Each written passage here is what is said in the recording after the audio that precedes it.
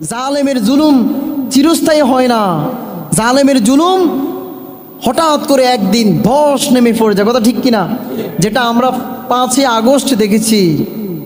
আহা, আইন বিভাগ, বিচার বিভাগ, শাসন বিভাগ, নির্বাচন কমিশনার, ভোটার অধিকার, কথা বলার অধিকার, বাক স্বাধীনতা, কেন্দ্রীয় ব্যাংক, তারপরে অন্য দলের অন্য মতের, তারপরে বিভিন্ন শেয়ার বাজার, বিভিন্ন বড় বাণিজ্য, সুপ্রিম কোর্ট, হাইকোর্ট, যত সেক্টর আছে সব সেক্টরকে একেবারে কাবু করে দিয়েছে, একেবারে তাদেরকে জিম্মি করে রেখেছে, কথা ঠিক কিনা?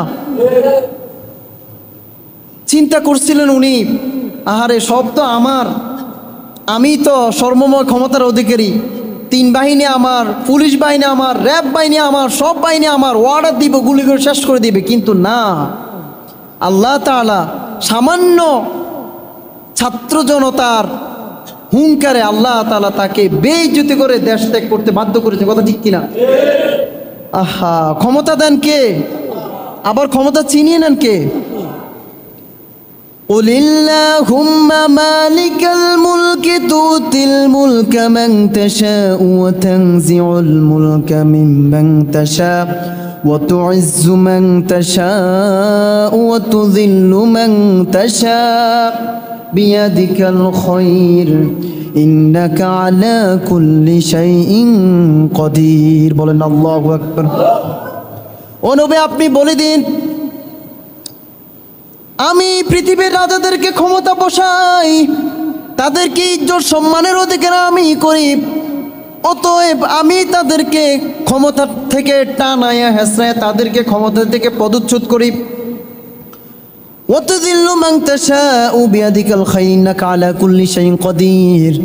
ও নবী, দুনিয়ার সব প্রেসিডেন্ট, রাজা, বাদশাকে বলে দিন, এই কাজটি করতে আমি কোনো অক্ষম না। ইন্নাকা আলা কুল্লি শাইইন কাদির, সব কিছু আমি করতে সক্ষম। এটা আপনি পৃথিবীবাসীকে জানিয়ে দেন। আমাদেরকে আল্লাহ তাআলা আঙ্গুল তুলে দেখিয়ে দিচ্ছেন যে তোমরা মনে করিও না আমি ক্ষমতা বসিয়েছি আবার ক্ষমতা থেকে চিনিয়ে নিতে পারবো না, এটা তোমরা মনে করিও না, বরং ইন্নাকা আলা কুল্লি শাইইন কাদির, বরং এটা আমার জন্য করতে একেবারে সহজ। সূরা আলে ইমরান আয়াত নম্বর 26।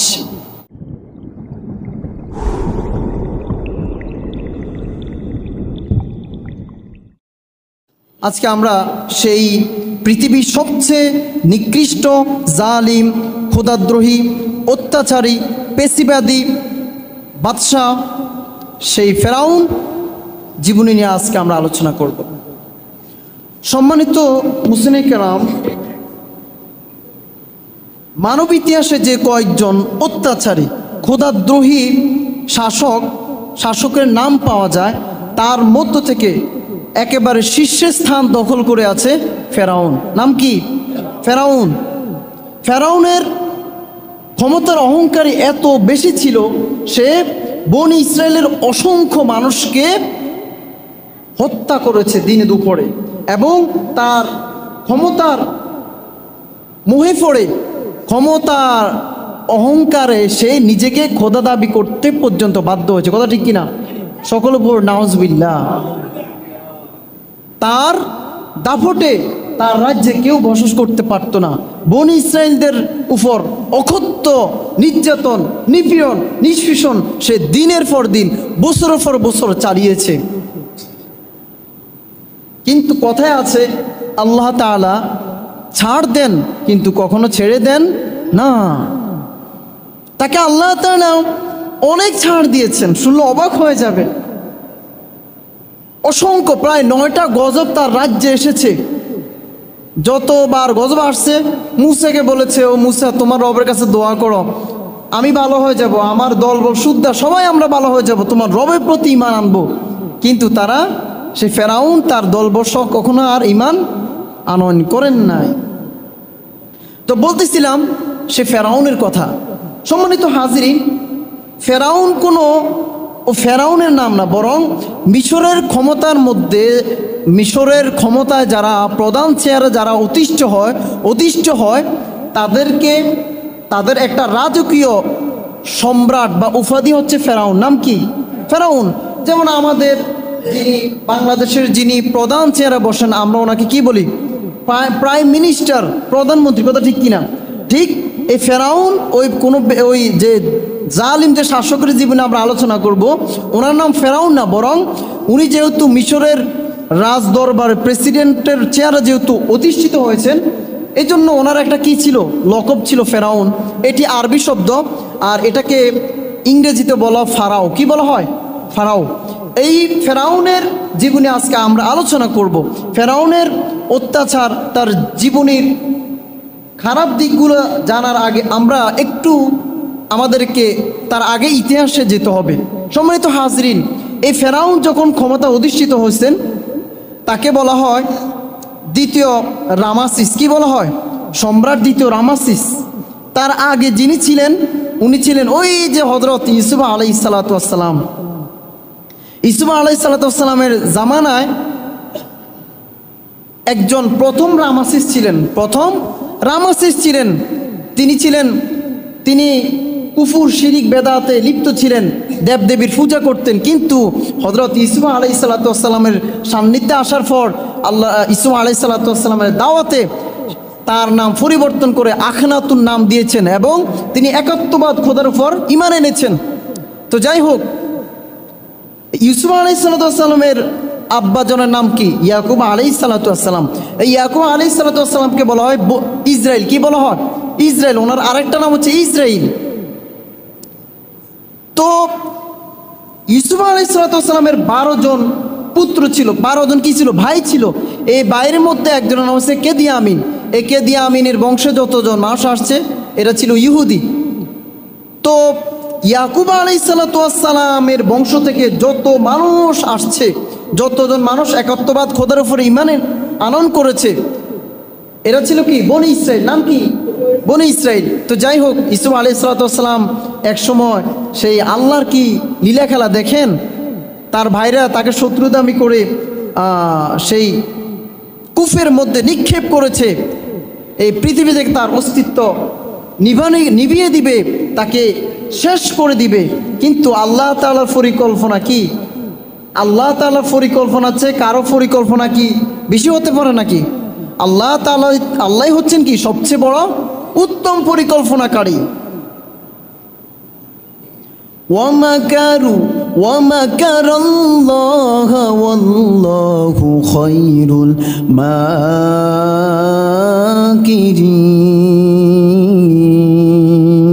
মাকিরিন। সকল আল্লাহ নিজে বলেন, পৃথিবীর মানুষ তোমরা কি পরিকল্পনা করো? আমি তো হচ্ছে সবচেয়ে উত্তম পরিকল্পনা গ্রহণকারী। তোমরা চেয়েছিলে ইউসুফকে মেরে ফেলতে, কিন্তু আমি ইউসুফকে সসম্মানে ওই কূপ থেকে বের করে গোলামের খাতা থেকে নামটা মুছে দিয়ে তাকে আমি পর্যায়ক্রমে মিশরের রাজদরবারে নিয়ে যাই। ওইখান থেকে আমি তাকে ক্রমান্বয়ে হইতে তাকে এক সময় মিশরের অর্থ, কৃষি এবং অর্থ মন্ত্রণালয়ের দায়িত্ব আল্লাহ তাআলা তাকে দান করেছেন। বলেন না সুবহানাল্লাহ। সেই ইউসুফ নবী ভবিষ্যৎবাণী করেছেন যে আগামী 6টি বছর মিশরের মধ্যে দুর্ভিক্ষ থাকবে এবং পরের 6টি বছর এমন ফসল হবে যেটা মানুষ খেয়েও শেষ করতে পারবে না। সেই ইউসুফ নবীর যে ভবিষ্যৎবাণী, যে স্বপ্নের ব্যাখ্যা, রাজা স্বপ্ন দেখেছে, তো বিশাল ঘটনা, আমরা কম বেশ জানি। তো যাই হোক, পর্যায়ক্রমে রাজা সম্রাট আখেনাতুনের মন জয় করে ফেলছে ইউসুফ আলাইহিসসালাম এবং ইউসুফ আলাইহিসসালামের কাছে তিনি ঈমান আনয়ন করলেন। তো যা তার যত ভাই 12 জন সবাই মিশরে চলে আসছে, ওনার আব্বুজন সহ, ইয়াকুব নবী সহ। তারপরে এই মিশর থেকে প্রায় 400 বছর 300 বছর একত্ববাদী খোদার ইবাদত উপাসনা চলছিল। ঠিক মধ্যখানে একটা গ্যাপের কারণে আবার সেই মিশরের প্রেসিডেন্টের ক্ষমতা যখন দ্বিতীয় রামাসিস যখন বসলেন, তথা এই যে আমরা যার কথা আলোচনা করব অর্থাৎ ফেরাউন, ওনাকে বলা হতো মিশরের দ্বিতীয় সম্রাট রামাসিস। কে বলা হতো? রামাসিস। ওনার কথাই কোরআনে আসছে। উনি যখন চেয়ারের আসনে অধিষ্ঠিত হলেন, তখনই তিনি তার দলের বিপরীত লোক যারা আছে তাদেরকে এত অকথ্য ভাষা গালিগালাজ, তাদেরকে এত ডেঞ্জারাসভাবে মৃত্যু দিত, তাদেরকে নির্যাতন নিপীড়ন তাদেরকে এমনভাবে করত যেটা নাকি সেই নীল নদের নদী পর্যন্ত রক্তে লাল করে দিয়েছে। বলেন নাউজুবিল্লাহ। ফেরাউন ছিল সেই ইহুদিদের কাতারে, বনি ইসরাইল ছিল ইয়াকুব নবী, একাত্মবাদ খোদার বিশ্বাসী, অর্থাৎ অন্য একটা দলের কথা, সোজা কথা। তার মতের বিপরীত হওয়ার কারণে অসংখ্য বনি ইসরায়েলের শিশুদেরকে এবং সাধারণ প্রজাদেরকে সে অসংখ্য ব্যক্তিদেরকে হত্যা করেছে। কথা ঠিক কিনা? ঠিক বর্তমানে এখনো আমার মতের, আমার দলের বিপরীতে যদি কোনো ব্যক্তি পাওয়া যায়, আমরা তাকে কি করি? হত্যা করি, যেটা বাংলাদেশে বেশ কিছুদিন আগেও হয়েছিল। এক কথা, আমার দলের বিপরীতে, আমার মতের বিপরীতে যেই হোক না কেন, আমি তাকে ছাড় দিব না। আল্লাহ বলতেছে আমি তোকে ছাড় দিয়েছি কিন্তু ছেড়ে দিইনি। কথা ঠিক কিনা? এই জন্য আল্লাহর পরিকল্পনা কি? অত্যন্ত মারাত্মক। আল্লাহ নিজে বলেন আমি কোন পরিকল্পনা গ্রহণ করি তোমরা নিজেরাও জানবা না।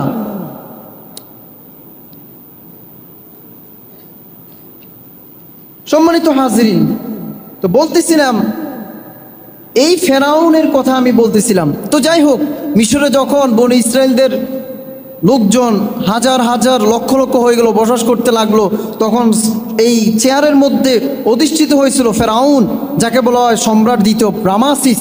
তিনি চেয়ারে বসে বনি ইসরায়েলদের লোকদের উপর একেবারেই কচু কাটা করতে লাগলেন, তাদেরকে জেল জুলুম নির্যাতন দিতে লাগলেন, তাদেরকে পশুর মতো কোনো হার হত্যা করা শুরু করলেন, তাদেরকে চাকরের মতো। ও যে পিরামিড, মিশরে তো এখনো পিরামিড, মিশর দেশকে বলা হয় পিরামিড দেশ। এই পিরামিড বানাতে গিয়ে অসংখ্য প্রজাদেরকে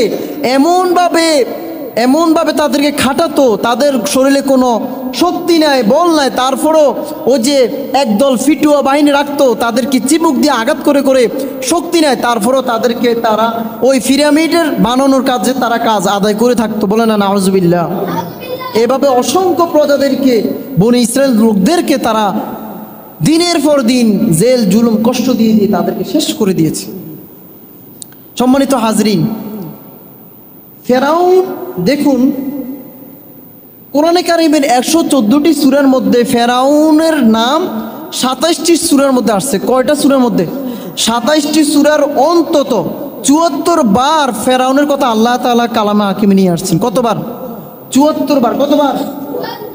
27টি সূরার মধ্যে, 27টা সূরার মধ্যে থেকে, টোটাল এই 27টা সূরার মধ্যে থেকে ফেরাউনের নাম আল্লাহ তাআলা 74 বার উল্লেখ করেছেন।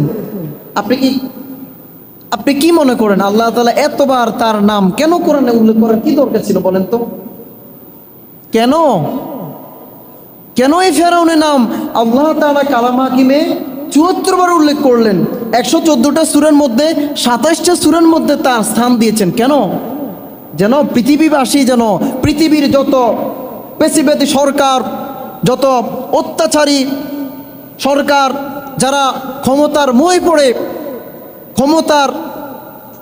পড়ে যারা সব কিছুকে ভুলে গিয়েছে, যারা ধরাকে সরা জ্ঞান মনে করেছে, যাদের ক্ষমতার দাপটে যারা প্রজাদেরকে কচুকাটা করেছে, এই সমস্ত জালেম শাসক যেন যুগে যুগে যেন শিক্ষা গ্রহণ করতে পারে, এই জন্য আল্লাহ তাআলা চোখে আঙ্গুল তুলে দেখিয়ে দিয়েছেন, দেখো দেখো ফেরাউনের নাম আমি 74 বার উল্লেখ করেছি।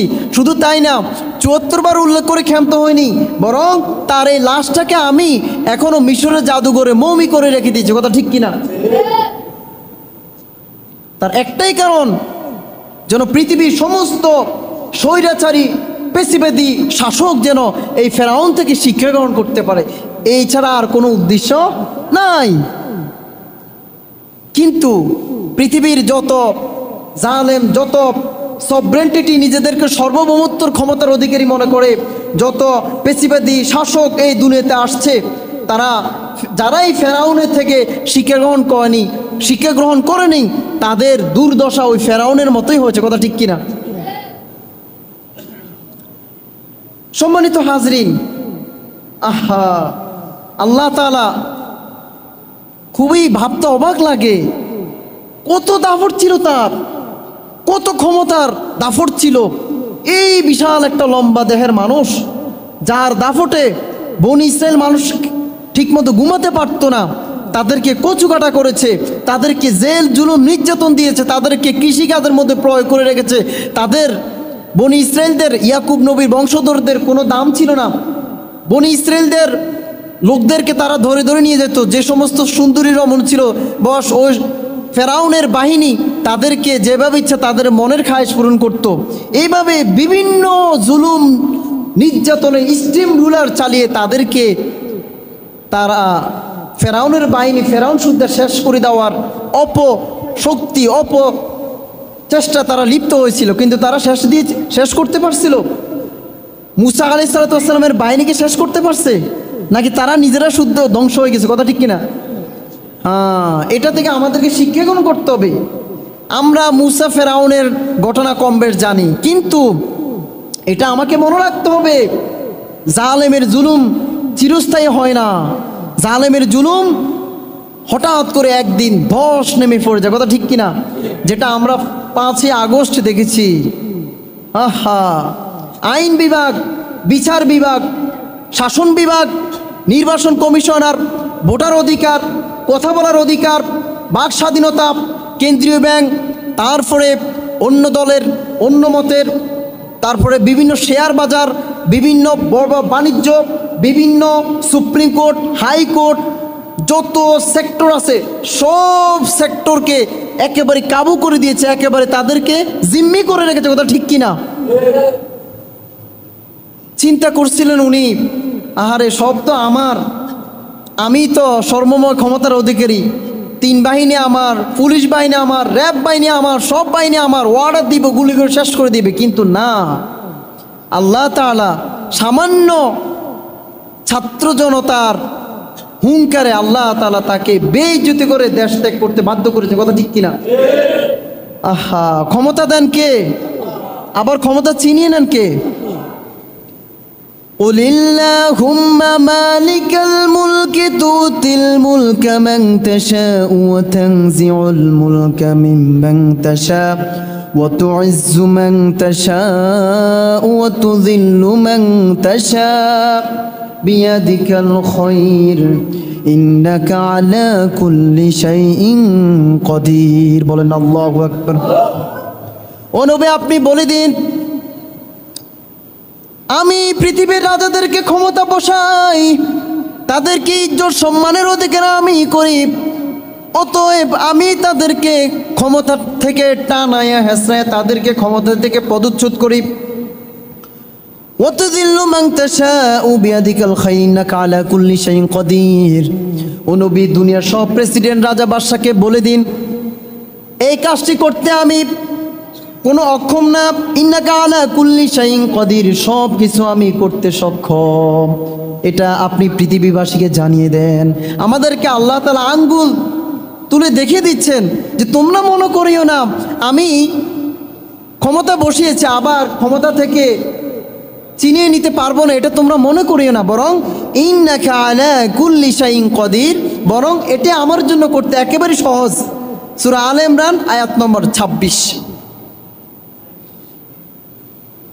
শুধু তাই না, আল্লাহ তাআলা পৃথিবীর মধ্যে যারা ইসলাম বিরোধী কথা বলেছে, যারা ইসলামের আলোকে নিবানোর জন্য যারা চক্রান্ত লিপ্ত করে, বিভিন্ন চক্রান্তে তারা লিপ্ত হয়েছে, ইসলামের বাতিকে নিভিয়ে দেওয়ার জন্য যারা বিভিন্ন সময় চেষ্টা করেছে, তাদের অপশক্তি আল্লাহ তাআলা ভেঙে দিয়েছেন। কথা ঠিক কিনা?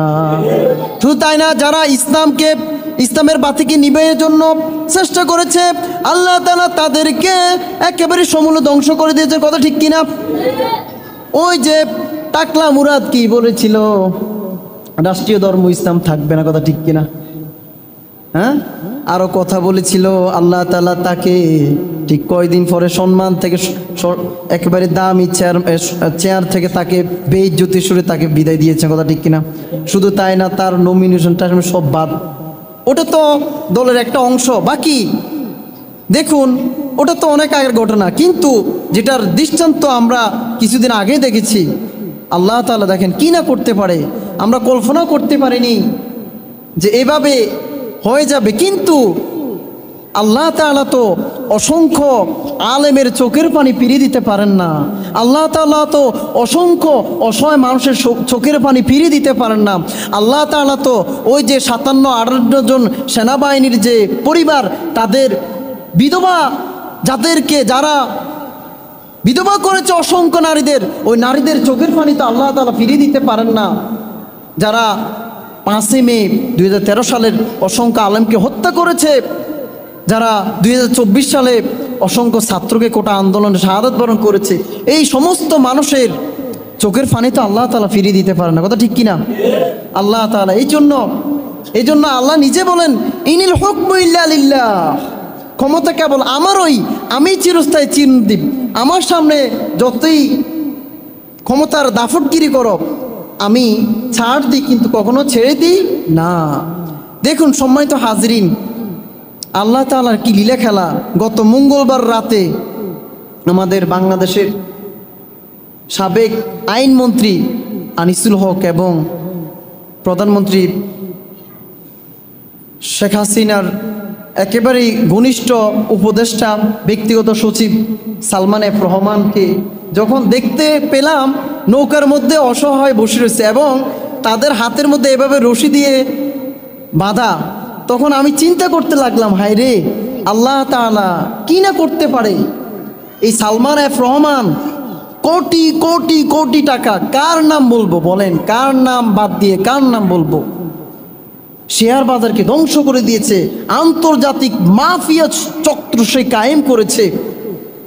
তার হুমকি ধুমকির কারণে বড় বড় শেয়ার বাজারের ব্যবসায়ীগুলো একেবারে চুপচাপ। আবার দেখতে পেলাম স্বরাষ্ট্রমন্ত্রী এত দুর্নীতি করেছে, প্রতিদিন কারণ বাজার থেকে 1.5 কোটি টাকা আত্মসাৎ করতে তার নামে, বলে নাউজুবিল্লাহ। আমি বুঝি না এত টাকা কি করবে। হ্যাঁ, যারা আসলে বড় বড় আপনার মিনিস্টার বলেন, চেয়ারম্যান বলেন, বড় বড় যারা লোক দেখবেন, এদের ছেলে সন্তান তেমন একটা বেশি নাই। কথা ঠিক কিনা? 2 জন 3 জন 4 জন। আমাদের লুলুস কামলার কথাই বলেন না কেন, বা যার কথাই বলেন না কেন, 2-3 জন। এখন এত টাকাতে তারা আত্মসাৎ করছে, আমাদের বাংলাদেশ সম্পদ বাইরে প্রচার করছে। এটা কি লাভ হলো বলেন? তারা কি খেতে পারবে? হায় রে আল্লাহ, 1 কোটি তো আপনি খেতে পারবেন না, কি করবেন? তো যখন এই উভয়জনের হাতে যখন রশি বাঁধা দেখলাম, সালমান এফ রহমান এক একটা গাড়ির মধ্যে চড়তো, যে গাড়ির দাম কোটি কোটি টাকা। শুধু তাই না, এই লোকটা নিজের গজব নিজে ডেকে এনেছে। কথা ঠিক কিনা? তার চেহারা কত সুন্দর দেখা যেত। এখন দাড়ি কামানোর পরে কি হিন্দু না বৌদ্ধ না খ্রিস্টান কোনো বুঝার কোনো সুযোগ ছিল? হায় রে হায়, বাঁচার জন্য কত প্রাণান্তর চেষ্টা। আহা, তো এটা থেকে বুঝতে পারলাম সম্মান দেওয়ার মালিক কে। আবার সম্মানের চেয়ার থেকে, সসম্মানের চেয়ার থেকে চিনিয়ে একেবারে জুতার মালা গলিয়ে ফরানোর মালিক কে?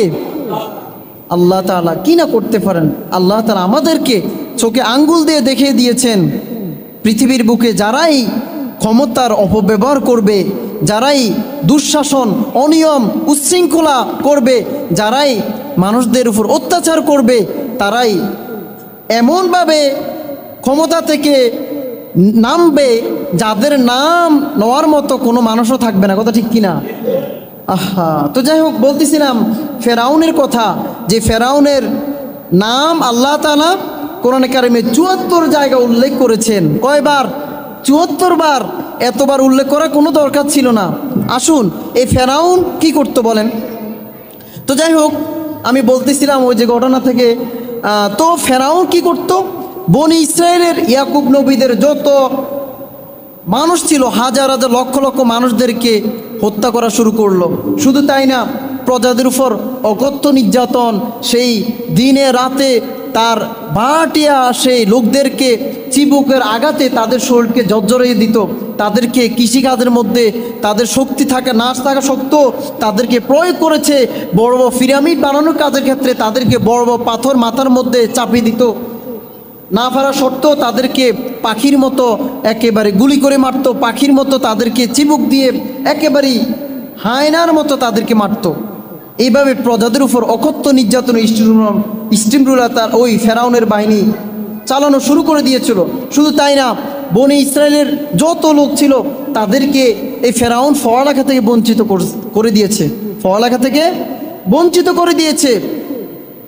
তাদেরকে কোনো শিক্ষা দীক্ষার মধ্যে ভালো উন্নত কোনো শিক্ষা তাদেরকে কোনো প্রতিষ্ঠানে তাদেরকে পড়ানো হতো না, তাদেরকে যে কোনো জায়গা থেকে অবাঞ্ছিত ঘোষণা করা হতো। দেখেন কি এক অবস্থা।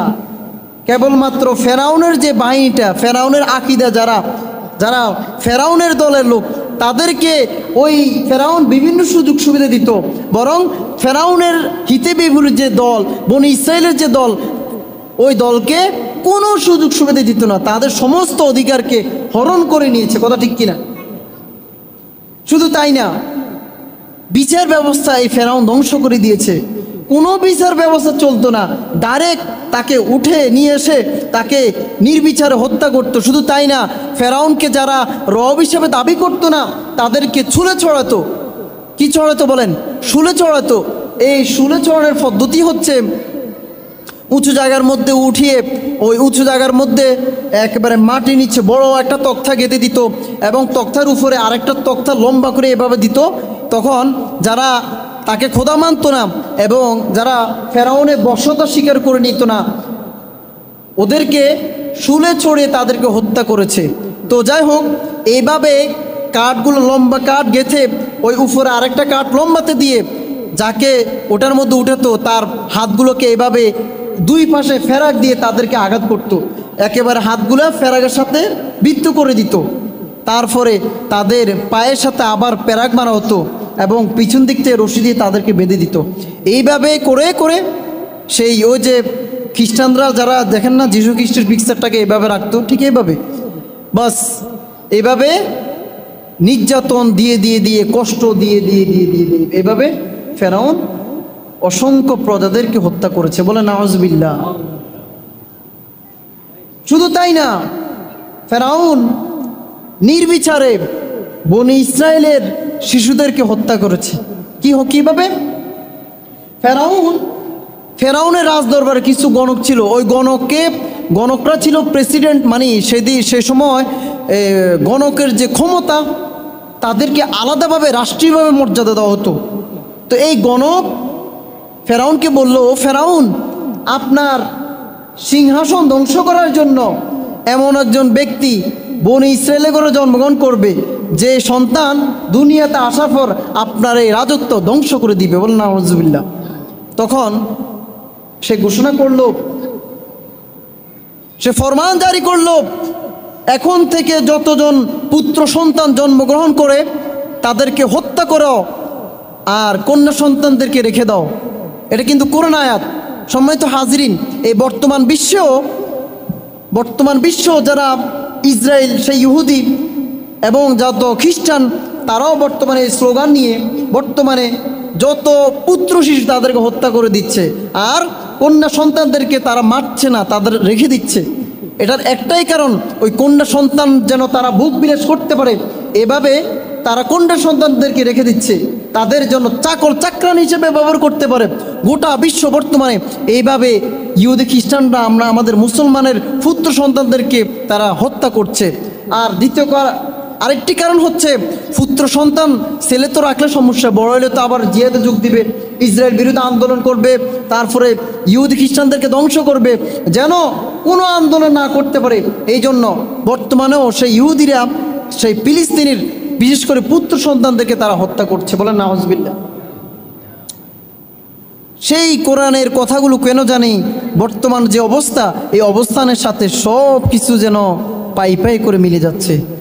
সম্মানিত হাজরিন, তো বলতেছিলাম, এই ফেরাউন তো ঘোষণা করে দিল, এখন থেকে যত পুত্র সন্তান জন্মগ্রহণ করবে তাদেরকে গণহারে পাইকারি হত্যা করো। আহা, এই ফরমান জারি করার পরে বনি ইসরায়েলের ঘরে যতজন সন্তান জন্মগ্রহণ করলো তাদেরকে হত্যা করা, এই মানব শিশুগুলোকে হত্যা করতে লাগলো, জবাই করে করে নীল নদের মধ্যে নিক্ষেপ করতে লাগলো। কত বড় কথা, একটু চিন্তা করেছেন? তার জুলুম নির্যাতন সে কত বাড়িয়ে দিয়েছিল। আল্লাহর কি কারিশমা, যেখানে বাঘের বর সেখানে রাত পোহায়। পৃথিবীতে আসলেন মুসা আলাইহিস সালাতু ওয়াস সালাম। মুসার আম্মা যান টেনশনে একেবারেই কাতর হয়ে গেলেন, হায় রে, ফেরাউনের বাহিনী যদি জানতে পারে তাহলে তো আমার এই পুটপুটের সুন্দর এই শিশুকে কতল করে দিবে। তখন আল্লাহ তাআলা মূসার মায়ের কলবের মধ্যে এলহাম জারি করলেন। এলহাম মানে অন্তরের মধ্যে কোনো কিছু জিনিস আপনার জাগ্রত করে দেওয়া, এটাকে বলে এলহাম। তখন আল্লাহ তাআলা তার ব্রেনের মধ্যে এলহাম জারি করলেন যে তুমি তোমার সন্তানকে একটা সিন্দুক বাক্সা বানিয়ে ওই নদীর মধ্যে ছেড়ে দাও। তখন সুন্দর করে বাক্সা বানিয়ে ওই নদীর মধ্যে ছেড়ে দিল। ছেড়ে দেওয়ার পরে তার যে মূসার যে ছোট বোনকে বলল যে তোমার ভাইয়ের সিন্ধুক বাক্সা কোন দিকে যায়, তুমি এটা ফলো করো। তখন দেখতে পেল যাইতে যাইতে যেতে যেতে একেবারেই ফেরাউনের যে ঘাটলা, সেই ঘাটলা পর্যন্ত পৌঁছে গেল। বলেন না সুবহানাল্লাহ। আসিয়ার সেই সময় কোনো সন্তানই ছিল না। তো তার চেহারার মধ্যে এমন একটা মায়া আল্লাহ তাআলা দিয়ে দিয়েছেন, তিনি যেহেতু নবী হবেন অবশ্যই তার চেহারা তো সেরকম হবে। এমন সৌন্দর্য যে আসিয়ার এই ফুটফুটে বালককে সিন্দুক থেকে কুড়িয়ে নিলেন। দেখলেন যে হায়রে কি সিন্দুকটা কার, দেখি ভিতর করে দেখে যে একটা সন্তান, ফুটফুটে সন্তান, তাকে কুলো নিয়ে জড়াই ধরলেন। তো তারপরে তাকে ওই ঘাটলা থেকে রাজদরবার নিয়ে আসলেন। তখন ফেরাউন দেখলো যে আসিয়া, তোমার কোলে সন্তান কার? আমাদের তো কোনো সন্তান নাই। তো দেখো আমি সিন্দুকের মধ্যে এই সন্তান পেয়েছি, কোরআন আয়াত সাক্ষী। তো ফেরাউন চাইছিল তাকেও মেরে ফেলতে। তো আসিয়া বলল দেখো আমাদের কোনো সন্তান নাই, কত চমৎকার একটা ফুটফুটে সন্তান, তাকে যদি আমরা লালন পালন করি তাহলে সে হয়তো আমাদের কাজে আসবে, সে আমাদের ভবিষ্যতে উপকার করবে। কথা ঠিক কিনা বস? তখন এই কথা শুনে, স্ত্রীর কথা শুনে ফেরাউনের মায়া লেগে গেল। তখন আর এই পুত্র সন্তানকে কতল করা হয়নি। তো যাই হোক, মুসা আলাইহিস সালামের এই ফারাও সাম্রাজ্যে দ্বিতীয় রামাসিস ফেরাউনের দরবারে লালিত পালিত হতে লাগলেন, হইতে হইতে বড় হয়ে গেলেন। তখন মুসা আলাইহিস সালাম পুরো মিশরের মধ্যে একেবারে প্রধান যুদ্ধাবাজ, মানে তিনি, তার সাথে যুদ্ধ করে কেউ পারতো না। আচ্ছা, উনি যেহেতু নবী হবেন, এক একজন নবীর মধ্যে 40 জন পুরুষের ক্ষমতা শক্তি আল্লাহ তাআলা দান করেন। এই ফেরাউন হযরত মুসা আলাইহিস সালাম ফারাও সাম্রাজ্য, মানে ফেরাউনের যে দরবার ফারাও, এই ফারাও সাম্রাজ্য বিস্তার করতে লাগলেন। মুসা আলাইহিস সালাম যেখানে যুদ্ধ করতে যান সেখানে তিনি জয়লাভ করেন। এভাবে ফেরাউনের যে সাম্রাজ্য, ফারাও যে সাম্রাজ্য, সেটা অনেক বিস্তার করলেন। তো করার পরে একদিন কোনোভাবে জানতে পারলেন যে এই ছেলেকে তিনি এতদিন তার রাজদরবারে, আসলে দেখেন, ও আরেকটা কথা বলতে ভুলে গিয়েছিলাম, এখন রাজদরবার যখন আনলো তখন মুসা আলাইহিস সালাম দুধ পান করতেছিলেন না। তখন তো এই ঘটনা মুসার ছোট বোন জানতে পারলো। মুসার ছোট বোন বললো যে আমাদের কাছে এমন একজন ধাত্রী আছে, আশা করি তা দুধ পান করবে। কি আল্লাহর কি কারিশমা, যেখানে বাঘের বর সেখানে রাত পোহায়। তো যাই হোক, কোনো মহিলা দুধ পান করে নেই। ওই মুসা আলাইহিস সালামের মা যখন ওই শিশুকে কোলে লইলেন, মানে নিজ সন্তানকে তিনি আবার কোলে লইলেন, সুবহানাল্লাহ। দেখলেন যে তার দুধ পান করা শুরু করলো, বলেন না সুবহানাল্লাহ। এই দিক থেকে দুগ্ধ পান করার জন্য ভালো একটা অ্যামাউন্ট পাইলেন মুসার মা। এদিক থেকে নিজ সন্তানকে নিজে লালন পালন করতে লাগলেন, সুবহানাল্লাহ। আল্লাহ তাআলার কৌশল বুঝার সুযোগ আছে? হ্যাঁ, আল্লাহ তাআলার কৌশল চক্রান্ত, আল্লাহ তাআলা যে উত্তম পরিকল্পনাকারী, এটা বুঝার কোনো ব্যক্তির সাধ্য নাই। পৃথিবীতে আমরা মুসলমানরাও যদি না কি দেখতেছি, মুসলমানরা মার খাচ্ছে, নির্যাতনের স্টেম রুলার একেবারে মুসলমানদের তাদের ফিটগুলো দেওয়ালে লেগে গিয়েছে। বর্তমানে সারা বিশ্বের মুসলমানরা মার খাচ্ছে, যদিও নাকি আমরা দেখতে পাচ্ছি আমাদের কোনো সৈনিক নাই, নেতৃত্ব দেওয়ার মতো কোনো ইমাম মাহাদি এখনও আসে নাই। ও মুসলমান, পেরেশানির কোনো কারণ নাই, যদিও নাকি বাহ্যিক দৃষ্টিতে আমরা কোনো সাহায্যকারীকে দেখছি না। আল্লাহ তাআলা ওয়াদা, বরং আল্লাহ তাআলা এই আমাদের চোখের সামনে কোনো না কোনো সাহায্যকারীকে পাঠাবেন যদি আমরা সঠিক পথে থাকি, যদি আমরা বাংলার জমিনে বাংলার ইসলামী হুকুমত কায়েম করার জন্য যদি প্রাণান্ত চেষ্টা করি, তাহলে আল্লাহ তাআলা যে কীভাবে সাহায্য করবেন, যেটা আমরা সরাসরি চোখের দৃষ্টিতে দেখতে পাচ্ছি না। কথা ঠিক কিনা? যেভাবে বাহ্যিকভাবে আমরা কিন্তু এই ঘটনা পরে টেনশন ফিল, আরে কি অবস্থা হয়। কিন্তু এই যে আল্লাহ তাআলা কত চমৎকার পরিকল্পনা গ্রহণ করলেন, কথা ঠিক কিনা সম্মানিত হাজরিন। নিজ মায়ের কোলে মুসা আলাইহিস সালাম লালিত পালিত হতে লাগলেন। এই আসিয়া নাম দিলেন মুসা। মুসা মানে উদ্ধারকারী, যেহেতু তাকে আপনার পুকুর থেকে বা নদী থেকে যেহেতু তাকে উদ্ধার করেছেন, এই জন্য ওনার নাম দেওয়া হয়েছে মুসা, মানে উদ্ধারকারী, যাকে উদ্ধার করা হয়েছে। তো যাই হোক, মুসা আলাইহিস সালাম বড় হলেন, বিভিন্ন রাজ্য জয় করা শুরু করলেন। এরই ফাঁকে ফেরাউন জানতে পারলো কোনোভাবে যে যাকে আপনি এতদিন দুধ ভাত মাছ খাইয়ে যাকে লালন পালন করিয়েছেন, এ তো আপনার বড় শত্রু, এ তো আপনার বংশের না, বরং এ হচ্ছে বনি ইসরায়েলের গোত্রে বংশের লোক। ফেরাউন তোকে খাইছে না রে, আমার দলের বিবির লোক। হে রে, আমি কি করলাম? তো যাই হোক, সন্তান তো অনেক আদর করে বড় করিয়েছে, রাজ দরবারে বড় হয়েছে। তখন তাকে বলল, তুমি যেহেতু অন্যের বংশের, আমি চাই না আমি তোমাকে হত্যা করি, অতএব তুমি আমার রাজ দরবার ছেড়ে চলে যাও। যেহেতু সন্তান অনেকদিন লালন পালন করে, চোখের সামনে একটা মায়া লাগিয়েছে। তো যাই হোক, সবটা আল্লাহর হুকুম, কারিশমা। তো যাই হোক, তিনি তারই ফাঁকি দিই দুইজন ব্যক্তির মধ্যে থেকে একজন ব্যক্তিকে এমন ধরে ছড় মেরেছেন, ওই লোক ডাইরেক্ট কি মারা গিয়েছে, এক কোছড়ে মারা গিয়েছে।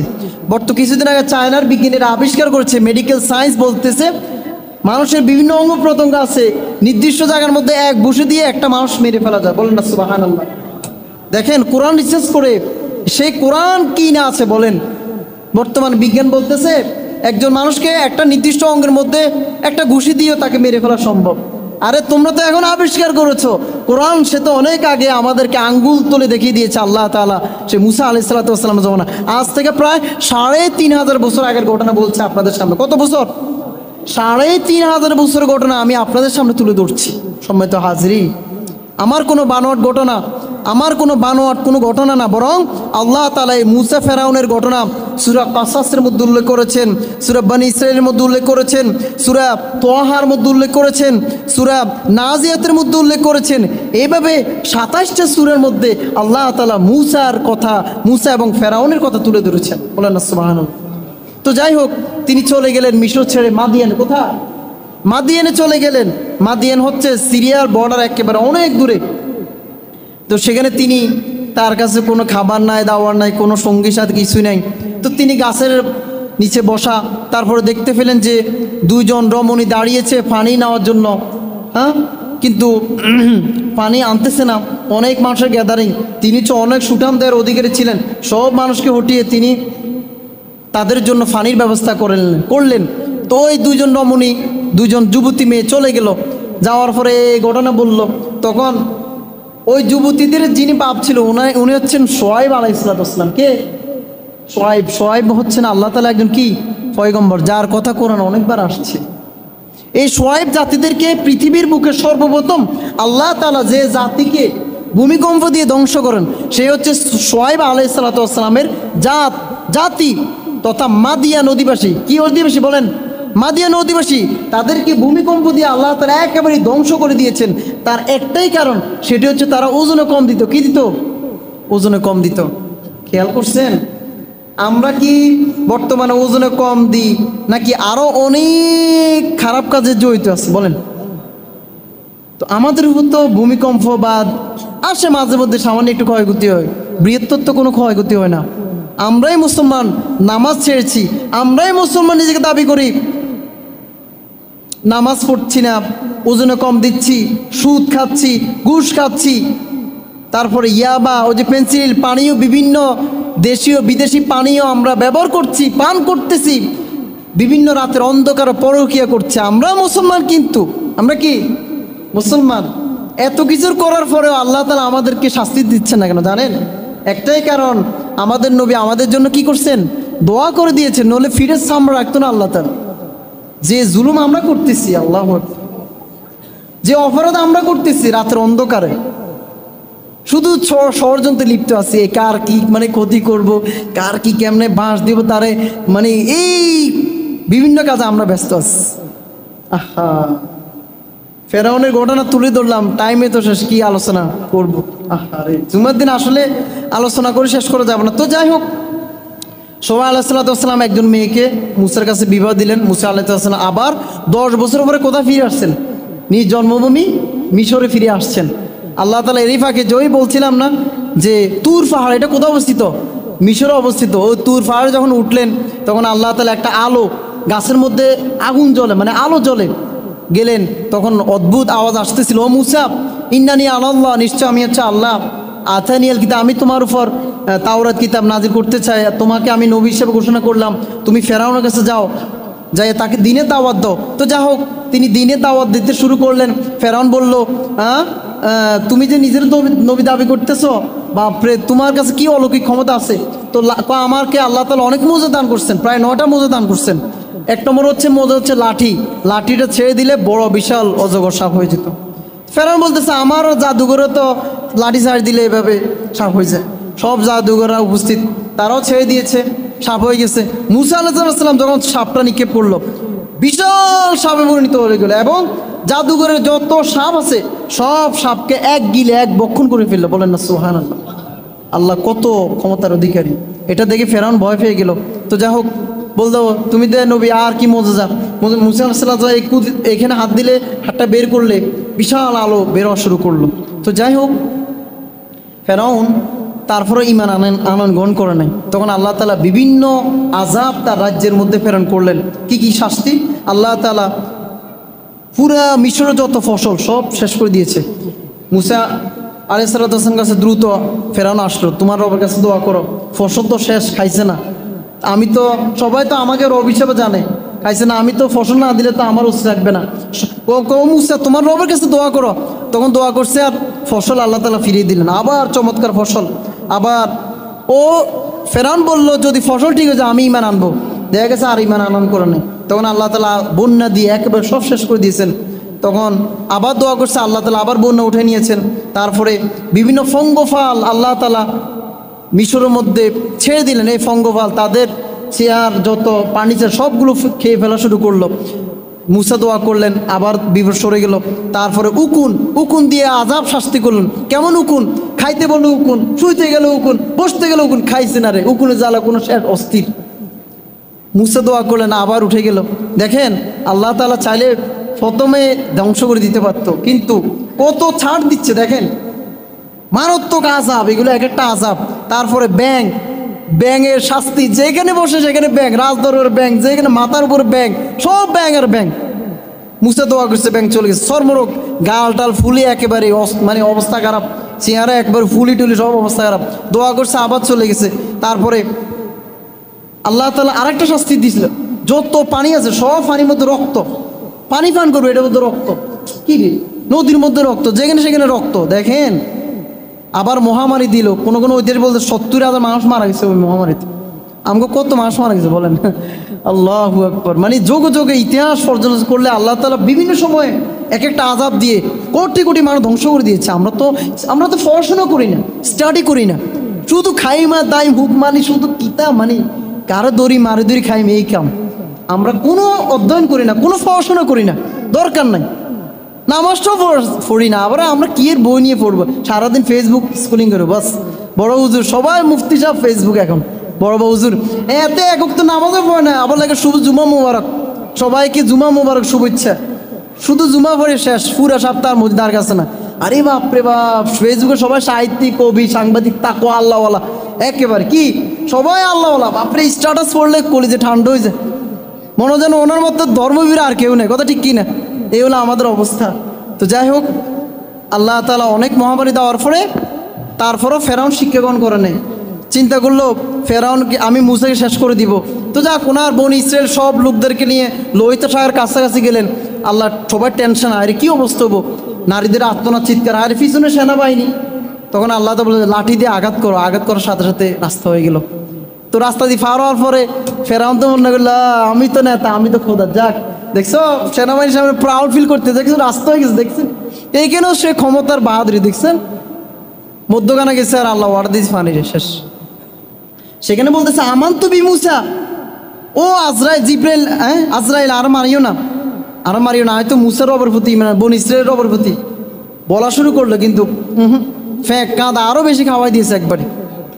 তা আল্লাহ পরে কোরআন আয়াত নাজিল করছেন যে এখানে আয়াত আছে যে আমি তার লাশকে কিয়ামত পর্যন্ত অক্ষত রাখবো, বলেন না সুবহানাল্লাহ, যেন দুনিয়ার সমস্ত স্বৈরশাসক রাজা বাদশারা যেন তার থেকে শিক্ষা গ্রহণ করতে পারে। সমিত হাজিরিন, ফেরাউনের ইতিহাস থেকে অনেক কিছু শিক্ষণীয় আছে। এই গাদ্দারকে আল্লাহ তাআলা কীভাবে সাইজ করছেন, লোহিত সাগরের পানি ডুবে চুবে তাকে এইভাবে হত্যা করে এইভাবে শেষ করে দিয়েছে, তার পুরো গোষ্ঠী দেখবে, তার সেনাবাহিনী তাকে বাঁচাতে পারে, কথা ঠিক কিনা?